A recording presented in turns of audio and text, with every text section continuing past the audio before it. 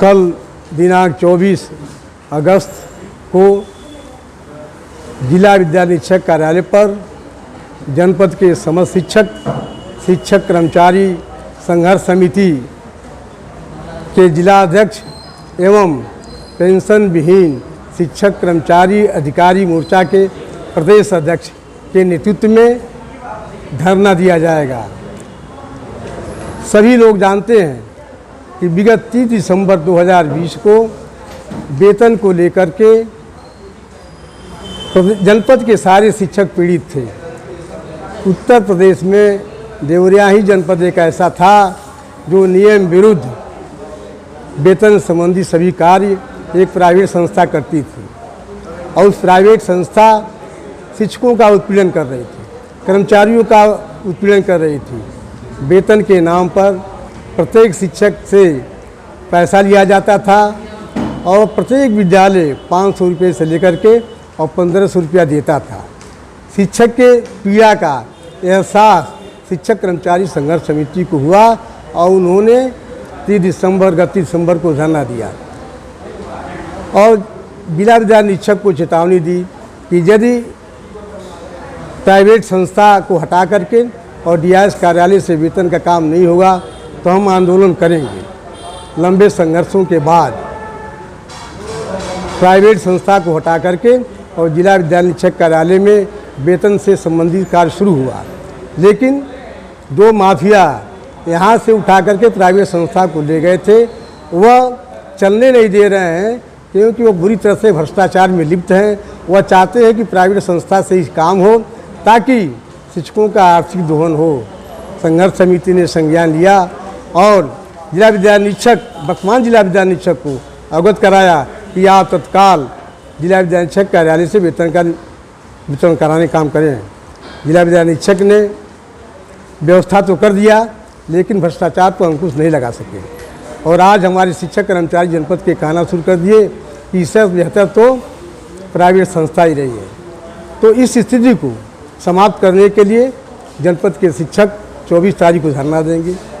जो सबसे महत्वपूर्ण हमारी मांग है, पुरानी पेंशन चली गई, जो बुढ़ौती की लाठी है उस लाठी को सरकार ने छीन लिया।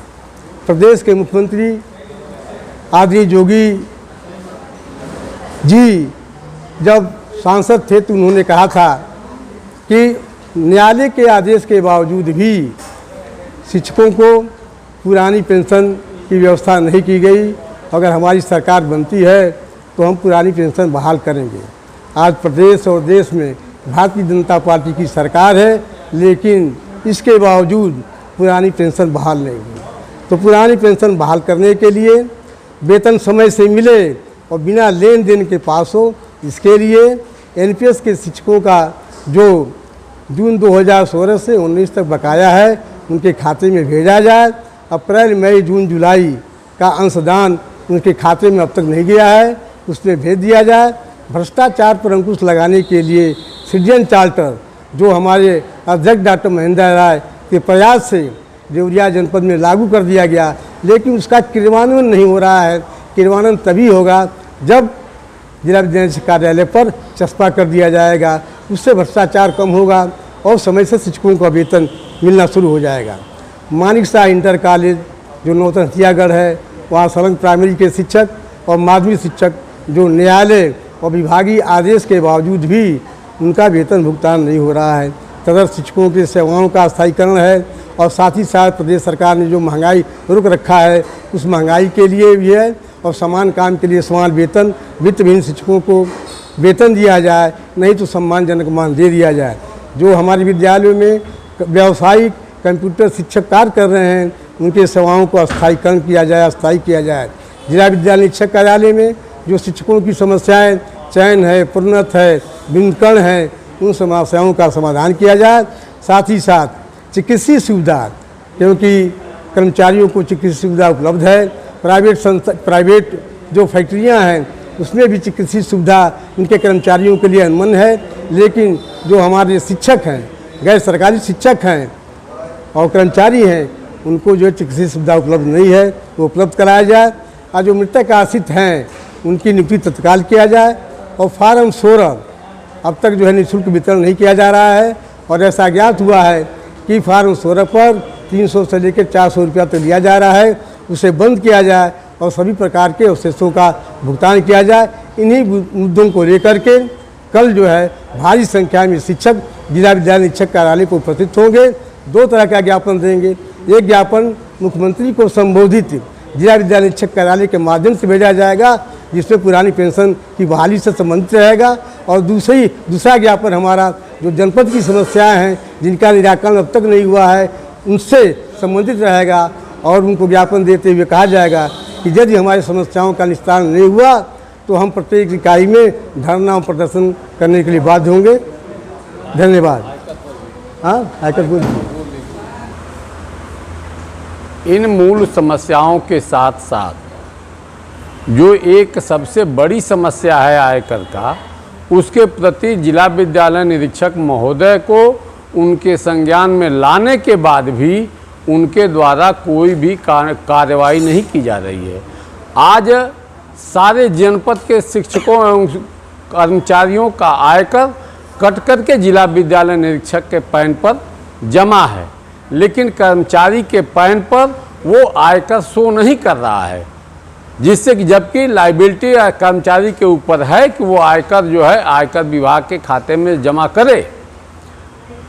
सबसे बड़ी समस्या है कि 26AS पर अगर जब तक जो है वो आयकर जो कर्मचारी ने जमा किया है अगर नहीं शो कर रहा है तो आयकर विभाग उसको जो है टैक्स की लायबिलिटी उसके ऊपर फिक्स करेगा और उसको पनिशमेंट के दायरे में लाएगा।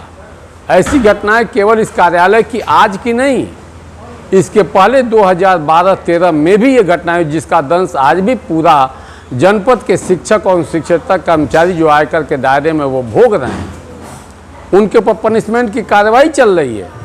जिला विद्यालय निरीक्षक महोदय से इस बात का संज्ञान कराया गया, उनका ध्यान आकर्षण किया गया, लेकिन उनके द्वारा उदासीनता बरती जा रही है।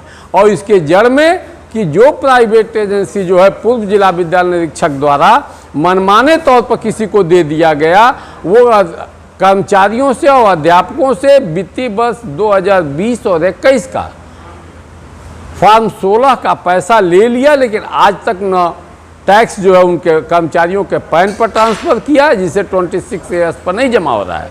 ये बार बार ये बहुत बड़ी लापरवाही है, जिससे पूरा जिला इस कार्रवाई के जद में आ चुका है।